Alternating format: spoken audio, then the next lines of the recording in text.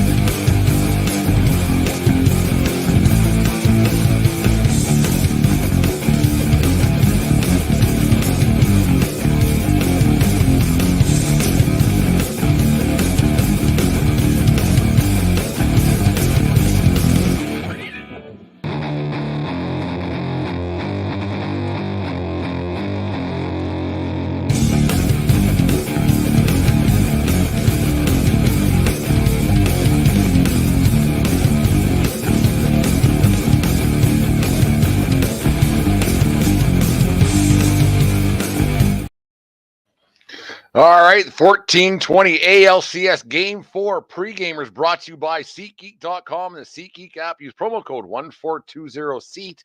That's 1420SEAT at SeatGeek.com today and save yourself $20 on your first purchase over there at SeatGeek. Remember, we're part of the Belly Up Media Network. Go to BellyUpSports.com for all their great articles and other great podcasts as well.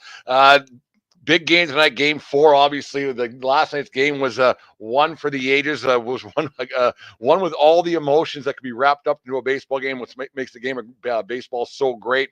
Yankees behind 3-1, came back with in the 8th inning 2 home runs. I gave up on the game. I was actually going to leave the house and go to a local watering hole and drown my sorrows, and because I thought it was all over. Aaron Judge and Giancarlo Stanton went back to back, belly to belly, as the great John Sterling would say, but the Yankees ended up losing that game, heartbreaking fashion. It all kind of just came about. The Yankees losing in extras. Great ball game last night, a lot of fun. But the thing is, can the Yankees come back after one of those defeats? Momentum is a huge thing in baseball. Can the Yankees recoup after coming back? Because the swing of emotions that happened last night in that game can be a little bit heartbreaking. I think that was 20 years ago to the day that Kevin Millar of the Boston Red Sox says, don't give us a chance to come back from 3-0 down. It was almost like 2-0 Cleveland. Cleveland's obviously down right now, 2-1 still. So you guys think the advantage is still with the New York Yankees being up 2-1. Getting to 4 is easier when you have 2, but on the road at Progressive Field, where the Cleveland Guardians have been very good at home so far this season, been fantastic. The Yankees have been very good on the road, so it's going to be interesting to see how this bounce back game comes for the Yankees. See how things go. We got Luis Hill on the hill for the Yankees right now on the bump. You never know how he's going to go. Hasn't pitched since September. A lot of nights going that he didn't pitch. Both bullpens were going to be taxed a bit with the extra innings game last night. So you got to think, but the Cleveland Guardians bullpen has not been going a whole bunch, haven't been taxed a whole bunch compared to what the Yankees have been. Earlier on today, did a recording with Brian McKeon of the Locked On Yankees Podcast. Fantastic interview. Had that earlier on today. So it was a great conversation that we had with him and how it all came about. We'll start talking about that in half a second. It's just quite interesting to see how this game is going to turn out. I was quite intrigued with how the Yankees came back last night, and it was one of those games with the 14-20 ALCS Game 4. It's how it all that game with the run of emotions. A lot of games a lot of things that didn't turn out the Yankees' way. They didn't get the early hit. They had runners on base early again. 4 out of 7 games where they had 2 guys on in the first. They have to start getting clutch hits early in games, because the way that this is all turning out for the Yankees hasn't gone well. You have to find a way to score runs early and often in the playoffs, because every team has playoff has playoff bullpens, the bullpens that are just fantastic. Yankees bullpen has been great until last night, but you know what? You go to the well once too many times. This is what happened last night with the Yankees. Eventually, it just doesn't turn out. I still think I still like the Yankees in this series. We'll get to predictions later on in the show, but let's get to the great interview I had, like I said, with Brian McKeon of the Locked On Yankees podcast. Make sure you guys listen to that, watch that. It's fantastic what they do for Yankees baseball throughout the season. I can't imagine having to do that on a daily basis, but when you love your job, it's one of those things. So watch in right now, Luis, this great interview that I had earlier on today with Brian McKeon of the Locked On Yankees podcast. The 1420 ALCS Game 4 Pregamers. Tonight's show is brought to you by SeatGeek.com, the SeatGeek app. Use promo code 1420SEAT at SeatGeek.com today and save yourself $20 on your first purchase. Remember, we are part of the Belly Up Media Network. Go to BellyUpSports.com for all the great articles and other podcasts as well. Today, we are joined by Brian McKeon of the Locked On Yankees podcast to discuss last night's Yankees heartbreaking extra innings loss to the Guardians, and maybe do a little bit of a look ahead to tonight's Game 4 ALCS. How are you doing today, Brian? I'm doing well, Brent. Definitely a rough one. I had to sleep really well after last night. No, so weird the way that one all turned out, especially with the way the Yankees got the back-to-back home runs from Judge and then Stanton, and then you think it's going to happen, and then off of Clase, who that's all we've heard about. Haven't seen him so far in this matchup. All you've heard about is how great Clase, and they're anointing him the next Mariano Rivera. And we actually heard people talking that he's better than Rivera. That's when we're not going to get into that today, because that's not true. What was your thoughts on how that was started to unfold in about the 8th inning?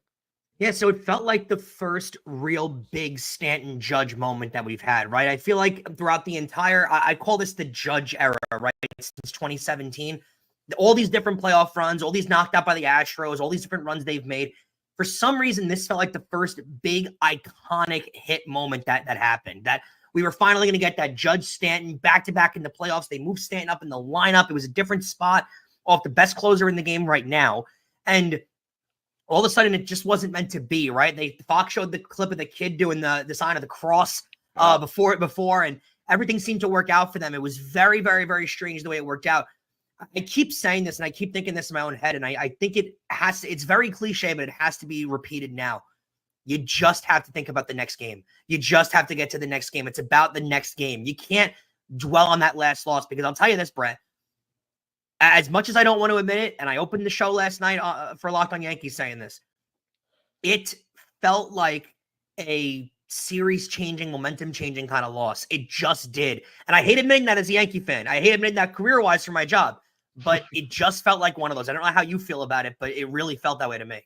I felt the same way, because this was one of those games that finally, because the Yankees, because the way their schedules turned out, they opened up a couple Saturdays ago, then a day off, and then they played game 2 of the DS versus Kansas City, then another day off, and there hasn't been a whole bunch of momentum. And the first 2 games they were okay with the Guardians, and then last night, okay, we got ourselves some playoff baseball. This is what Yankees fans remember back, in the early 2000s, and this, okay, you're getting the home runs, you're getting the Brocious type of home run from 2001, and okay, we got something going here, and then it didn't happen. Like, oh no. And I think it was 20. I saw yesterday, I don't know how the truth, I probably should fact check, but it was 20 years ago to the day where Millar said something. Kevin Millar said, "Don't let us win one."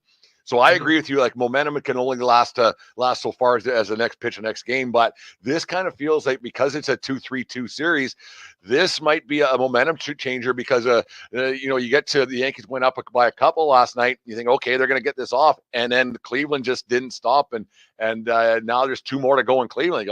This might be like you said, a momentum switch 100%. Yeah, it's tough going back, especially because the next 2 games are in Cleveland, right? I'd have a lot more confidence if game 4 was in Cleveland and then game 5 goes back to the Bronx, like in basketball and hockey, where they work the 2-3, the 2-2-1-1-1 format. Yeah. But the 2-3-2 format allows Cleveland to now have a home field advantage. It feels like it's almost tilting in their direction. But again, in baseball, you're really as good as your next day starter. You've heard that a million times, I'm sure. It's about Luis Gil at this point, right? Buckle down, have the best start of your career, and, give Yankee fans that confidence. Because if you're 3-1 going into game 5, you feel completely different. It erases everything that happened in game 3 if you go up 3-1. But if you lose this game, this is the game that, like, I just sit there and we're a few hours from first pitch, and I'm sitting there thinking right now, just win, please. Don't create this narrative. Don't let this narrative breathe. Just win tonight. It's not just with Heel getting the Yankees winning, and I think what he has to do tonight is, and this is master the obvious, Brent Radlinski here in the middle of the afternoon for a game, but he's got to get some innings too. I think that's been a bit of a Achilles heel for the Yankees in these playoffs, as they haven't gotten much length from their starters. I thought that they maybe like Schmidt. I thought Schmidt was really good last night. Yeah, he threw a few extra pitches here and there, but I thought they kind of maybe. They went to their bullpen a little bit early and often throughout these playoffs. That's just the way the Yankees do things. That kind of a thought? Like Heel hasn't pitched for quite some time, so he should be rested. But rested and rusty are two different things. What's your thoughts? Like, what would be a successful start? Obviously, winning a baseball game, but Heel's got to get out of the game with a lead, but eat some innings and hopefully get to at least 6. Yeah, well, two things here. So when Heel came back from the Phantom IL stint that they gave him in September, I think it was trying to eat some innings up, trying to give him a little bit of rest because it was the most amount of innings he's ever pitched in his career. His first start back from the Phantom IL stint, he was not very good. Now, he did improve after that. He actually really settled in, had a couple really good starts to close out the season. But the first start back, he was not great. I think he's more of a rhythm guy. So that would concern me, especially if they have to go to the bullpen early. I'd say watch out. This could be a Marcus Stroman appearance in this game, especially if Heel gets off to a sluggish start. You're going to want to put in a guy that's going to be able to give you some length, because the point that you made is true. Boone has really divvied down his circle of trust to 4 guys at the end of that bullpen, and that's it. He hasn't knocked on to other guys. He hasn't really trusted other guys, rightfully so, and I think in the postseason, most managers get this way. But you now can't afford. You've used all 4 guys in all 3 games so far, and you've used them in every game of the playoffs.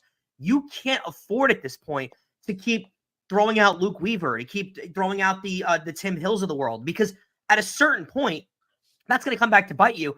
And you saw it last night with the Guardians' home runs, because they've seen Weaver a bunch of times now. Now, when Weaver leaves that changeup hanging over the zone, guess what? They're ready for it. They've seen that pitch a ton of times. So you almost have to play your cards the right way. You can't. I know your bullpen arms are great, but you're playing games now with one day off in between games, and you're playing games every other day.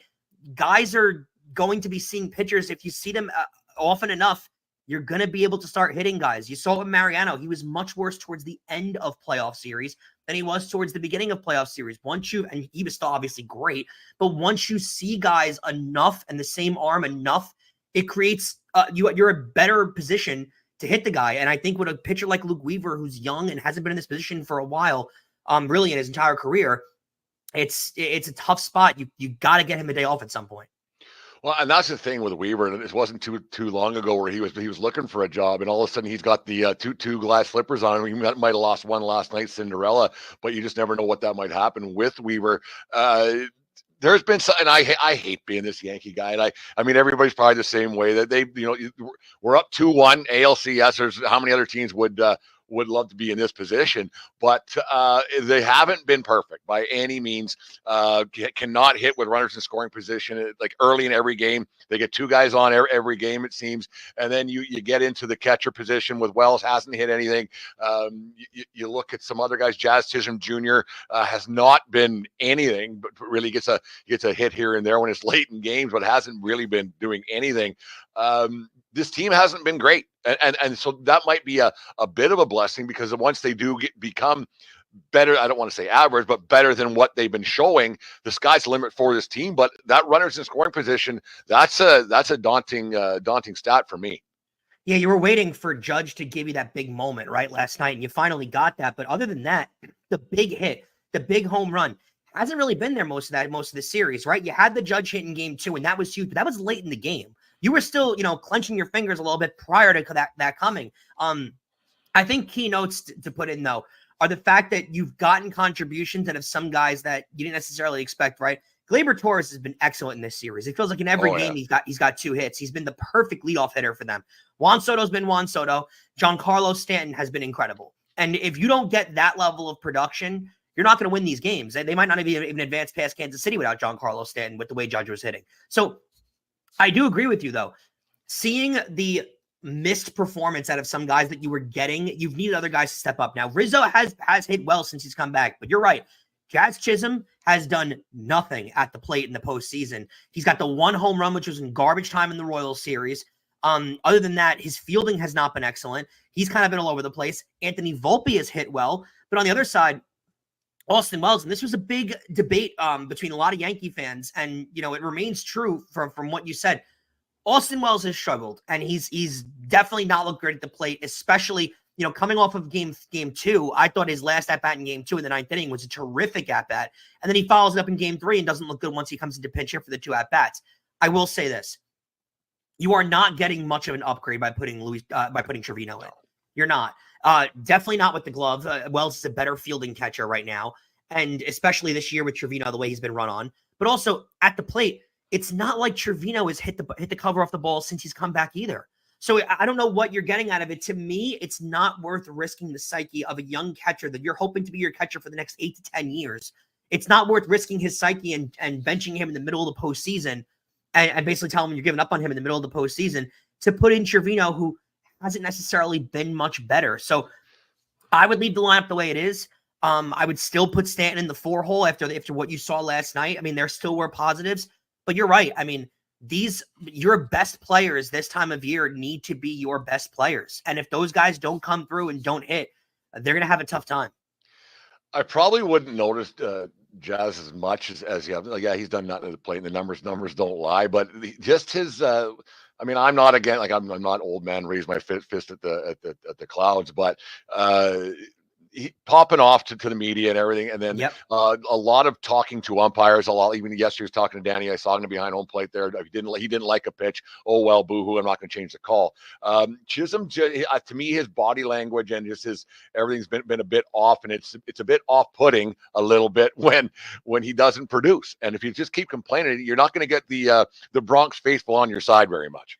If you're going to talk the talk, you got to walk the walk, right? And Jazz Chisholm has been that guy this postseason where he's got something to say every time there's a microphone in front of his face. And yes, he's been that way since he's gotten to the Bronx, but he hit really well when he first got to the Bronx. Hasn't been that way in the postseason. And, you're going to create a narrative for yourself if you're going to try and be this voice box for the Yankees, and you're going to try and talk for them, and you're going to try and be this guy that almost creates bulletin board material for the other team. He got lucky with that comment in the Kansas City series. Got very lucky. No pun intended, but he got lucky in saying that the Royals got lucky in winning that game, because if the Royals come back and win that is all the bulletin board material most major league teams need. And I think it came down to the Yankees were just simply a more talented team than the Royals, and it wasn't the Royals' time yet. But that's all the momentum that you need. And I think you're kind of there was clearly something said to him. I don't know if it was necessarily by Cashman or by Aaron Boone, but someone spoke to him and said, "Hey, let's cool it down a little bit with calling the other team out. You want to say your own things about the Yankees? Fine. Cool it down with the way you talk about the other team." I said this throughout the entire postseason, and I'll stay true. They got lucky for sure with Houston being knocked out as early as they did. They definitely got lucky with Baltimore being knocked out as early as they did. Having said that, there's absolutely, positively no excuse for them not to win the AL pennant. There isn't. I don't care how good Cleveland's been this year. I don't care how good Cleveland's been at home this year. It doesn't matter. Their payroll is substantially higher than every other team's, and this is by far the easiest path you've had in this Judge era since you've gotten to the postseason. There's no excuse at this point, Brent. The Judge era started 2017, and I think that was one of the most exciting teams because they weren't supposed to be there that year, and just the way it all panned out. They should have won a World Series. I was there right near the end of the season, went to some games in the Bronx. It was borderline magical the way that season all panned out, and they had a really, really good shot, better than just about anybody. And then you look at what they got now, and then they made the moves. They have their big horse, like the CC Sabathia-ish with Cole, and it's kind of all lining up in that same thing. And you have your number 2 starter, who Rodon was really good in game 1 of this series. And the things are lined up for sure. But getting, like you said, the momentum thing. Let's move into tonight's game. This momentum thing, it's a real thing. And if Heel gets off to a rough start tonight, you don't want to get chasing, because the Guardians used their bullpen a lot last night, but they were pretty well rested before, so they'll be pretty good to go tonight. This is a game of nothing. Anything could happen tonight. What's your thoughts on tonight's game, and what's the keys for let's start off with the Guardians. What's the key for their success, maybe? The key for the Guardians' success is to get to Luis Heel early, right? To chase the Yankee bullpen, because the Yankees have used their bullpen a lot in this series. They're not very well rested at all. And here's the thing. You're either going to get Luis Gil out of the game early, and they're going to have to go to Marcus Stroman to get some innings out of them, or the Yankees are going to just kill their bullpen more towards the end of the series, right? So the Yankees are up 2-1 in this series. Cleveland wins this game. It's 2-2. It's now you're stuck in a best of 3 at that point. And let's be real. If the Yankees bullpen is completely decimated and Cleveland has the rest that it's had, you like Cleveland's chances at that point, even going back to the Bronx. So for the Cleveland Guardians, the key has got to be get to Luis Gil early, run through the Yankee bullpen, make them use as many arms as humanly possible. And for the Yankees, score early. Put a statement down. Come into this game and don't look panicked. Don't look scared. Don't look like you don't deserve to be there. Attack early, swing early in the count, let the other pitcher get nervous, and start to build your momentum again. Again, you go up 3-1 at this point with best 2 out of 3 going into the Bronx. You like your chances with 2 of those games in the Bronx. You really do. However, you get to make this a 2-2 series. It's anyone's series at that point. You won your 2 games at home. They won their 2 games at home. And, I'm a massive hockey fan, and I think this gets said a lot in the hockey world more than the baseball world. We are at a point where, and the hockey playoffs share this all the time, it's not a series until a team loses a home game. Yeah, that's exactly right. And it feels that way right now with this series. Cleveland hasn't lost a home game. The Yankees haven't lost a home game. And if that's the way it's going to work out in this series, I'll take it, because that means the Yankees are going to win in 7 games. However, I don't want it to get to that point. I don't think anyone wants to get it to that point. You don't want to let it go to that coin flip. So to me, if you're the Yankees, you got to attack early, and you got to watch yourselves on the base paths. Unbelievable how that's been. They gave out 5 outs last night, and it's not the same thing as the Mets-Dodgers series, where the Mets seem to be giving the Dodgers outs in every inning, when the Dodgers are going to take advantage of that. Cleveland doesn't necessarily have the firepower to take advantage of that, but don't give them the opportunity to. And the Yankees have been awful on the base paths, and they got lucky with the Volpe play last night. But overall in this series, it's been a major storyline how bad they've been on the base paths. They've been little league-ish on the base pass. I'm glad you brought that up. Like, it's been unbelievable. Like, I don't know where some of those guys think. Like, when Chisholm got picked off the other night, and I don't mind picking on that guy a little bit.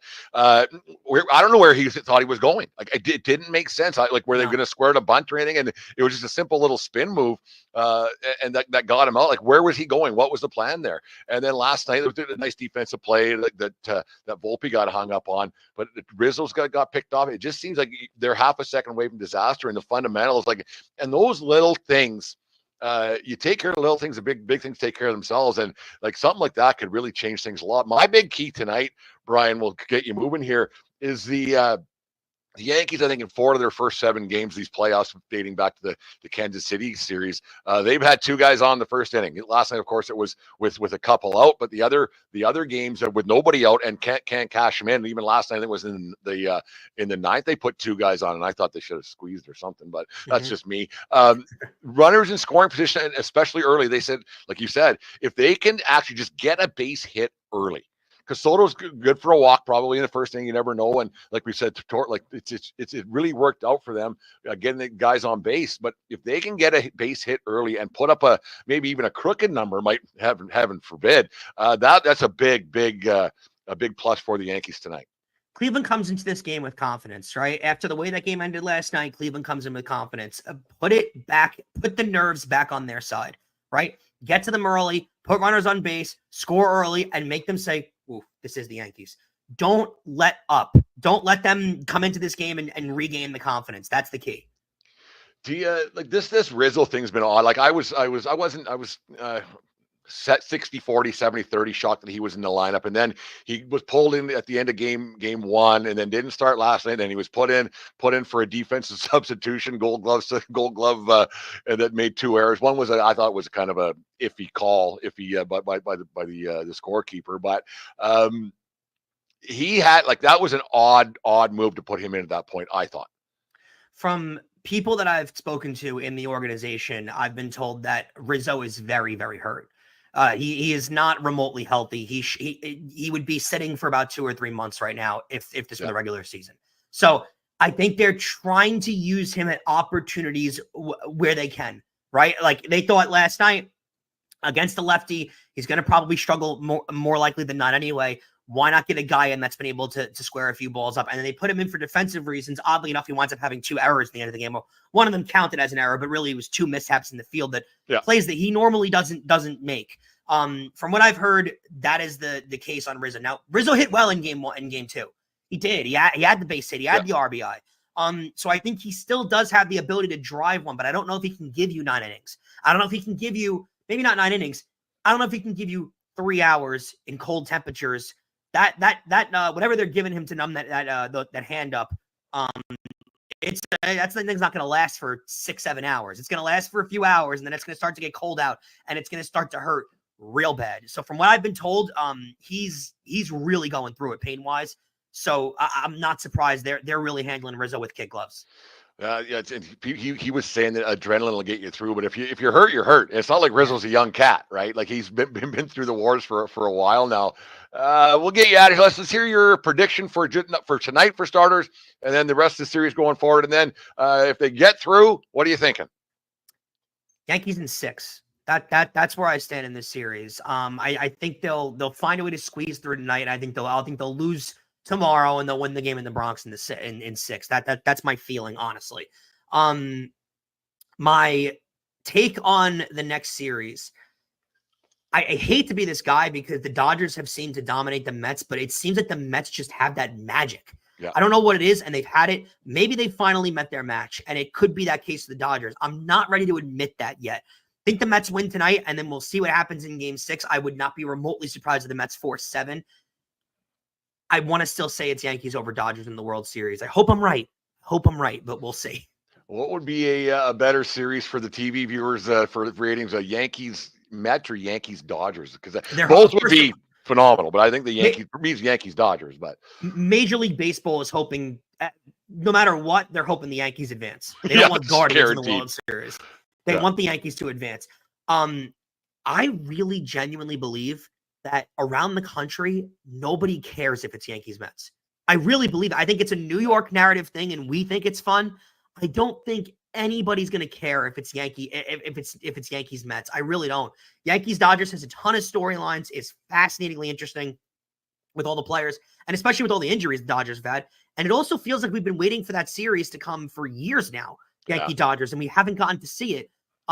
Yankees Mets, personally, as a Yankee fan, it's a lose-lose situation for the Yankees. If they beat the Mets, all you hear is, "Oh, well, you should have done that. You're the Yankees." And if they lose to the Mets, it's you'll never hear the end of it. Even though 2000 happened, you will never hear the end of it as a Yankee fan.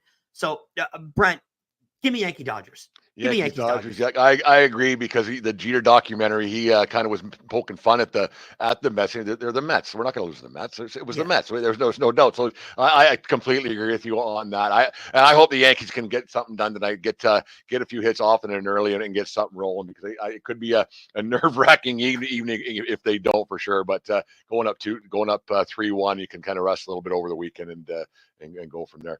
Brian, thank you very much for doing this on short notice, and we'll have to get you on again maybe in the if and when the Yankees get to the World Series. Everybody tell everybody where you can hear your stuff and what you got going on. You're a busy guy, and I know you're a hockey guy as well. I'm up here in Western Canada, so I'm one of those. I'm a hockey guy. I couldn't tell by your accent. I'm a huge NHL guy. I don't know why. I've been growing up around. I'm a New Yorker, born and bred. Yeah. Yankees and Rangers are my 2 biggest teams. Right now I'm working. I started my career at WFAN, but I'm working at the Locked On Yankees podcast on the Locked On Sports Network. You can find us live on YouTube every single night, Amazon TV every single night. And our shows are all posted. You can find our YouTube channels. We're all over the place. So feel free. And I look forward to coming back on with you because we got more Yankees to talk and we got a lot of hockey to break down. And we got a lot of hockey to start talking about because I think there might be a Rangers Oilers play a Stanley Cup finals in the very near future. I hope not. Eventually McDavid's got to get. Well, he doesn't got to, but it's one of those things. Ryan, thank you very much, and we'll do this again very soon, sir. Thank you very much. Of course. Have a good one.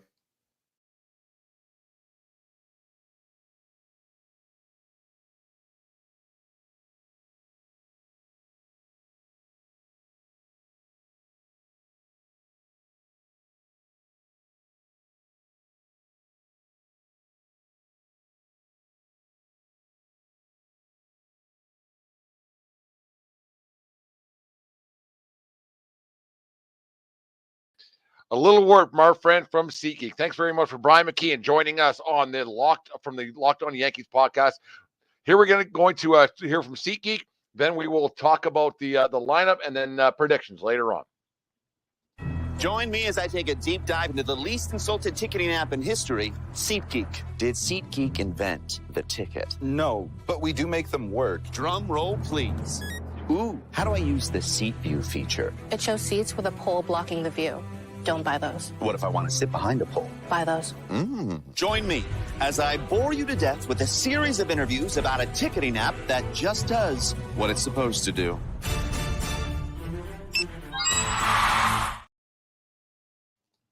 There it is from our friends at SeatGeek. 1420 at 1420 seat at SeatGeek.com today and save so $20 on your first purchase. Yankees haven't made a bunch of changes. A few guys in and out of the lineup, moved up and down. It'd be interesting to see how it all plays out tonight. Leading off is Gleyber Torres. I like that move a lot. Gleyber Torres is playing for his Yankee life. He's been very good, getting on base often and early throughout these playoffs. Gleyber Torres, Juan Soto's being Soto. He's hitting second. Look at him to get a walk. Aaron Judge, maybe that home run last night and the home run 2 games in a row, he's had a home run. He might be that guy. Jazz Chisholm Jr., maybe it's a wake-up call for him. Hey, put your money where your mouth is. Like Brian said earlier on, get a hit or else shut your mouth. You're hitting for Stanton to move things around a little bit. Stanton was great again last night. He's been a great playoff performer for these Yankees. He's hitting 5th.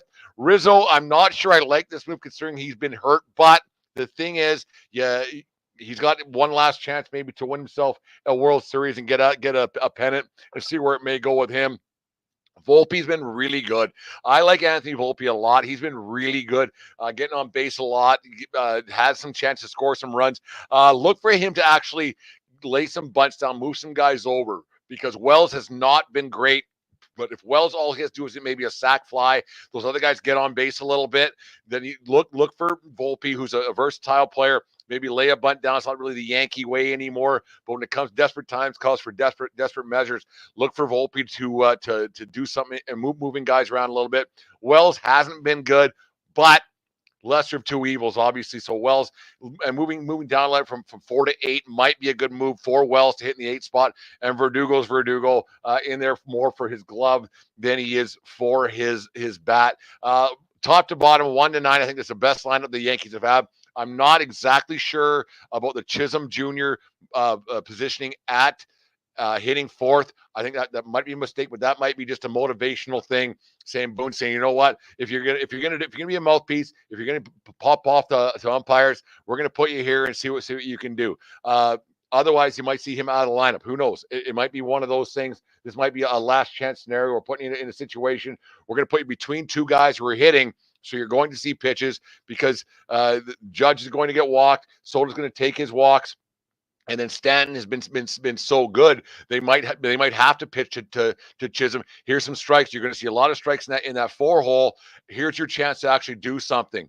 Jazz Chisholm Jr., not a fan so far. Make me a fan tonight, Jazz. I'm cheering for you from afar, but do something tonight because this is the best chance you're going to get with the New York Yankees in these playoffs. If you don't do it tonight, you might see yourself out of lineup completely. One of those things. Who knows if I'm right, if I'm wrong? We'll see how it's going to happen in about 20 short minutes from now. I think it's going to be a hell of a game tonight. The Yankees be in their best interest to pull this one off tonight and get the win. Go up 3-1 and then put all the doubters away because it looks like I don't know if I agree with Brian a whole bunch. I think the Mets are probably done. I'm not sure what the score is right now. They're playing right now. I'm kind of trying to keep away from the old ringer when the games are happening. So I'll put it on down here in the Yankee Tavern North once the games get going. So it should be a lot of fun tonight. Friday night, October baseball. It should be a lot of fun. Well, before we get to predictions brought to you by Righteous Felon, we'll hear a little word from our friends over to Righteous Felon, give your prediction for tonight's game, and then I'll let you guys go on your way to a great Friday night of Yankees baseball. Righteous Felon Craft Jerky is the official jerky of Belly Up Sports. For over a decade, Righteous Felon Craft Jerky has led the American meat snack revolution by concocting delicious, adventurous, U.S.-sourced jerky recipes for uncompromising carnivores across the country.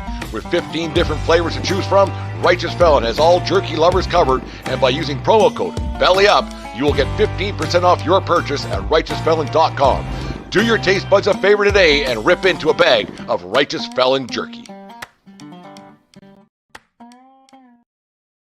Well, there it is, our friends at Righteous Felon Jerky and righteousfelon.com. Make sure you go there, the best jerky in the land at Righteous Felon. It's good stuff. Who doesn't like beef jerky this time of year or any time of year, really? This one's a pick'em. This one's a scary one. This game scares me a little bit. Just the way momentum's a big thing in the game of baseball, especially playoff baseball and at home. Cleveland Guardians weren't out of game one. They got outpitched, but they never out of it. They haven't been out of it at all. And their bullpen is it's a little stronger tonight, a little more rested than the Yankees bullpen is. But I believe the Yankees are just a better team. I believe that through and through. The Yankees should win this ball game. I think the Yankees will win this ball game. I think it's going to be a nail biter. The key to this game is the Yankees really need to get a hit in the first inning outside of Gleyber Torres. Torres is going to get on, Soto's going to get on, or wherever it might be, and then it might be a guy at Jazz Chisholm Jr. This might be his Yankee moment in the first inning tonight, and that's a lot because the first inning a lot can happen. But this might be a situation tonight where Jazz Chisholm Jr. has a chance to do something early and often throughout this game and be that guy because he's going to get guys on base and he's going to get pitches to hit. I expect the Yankees to win tonight. I hate betting. I'm not putting any money down. I've never bet on your own team. You'd be a broke man.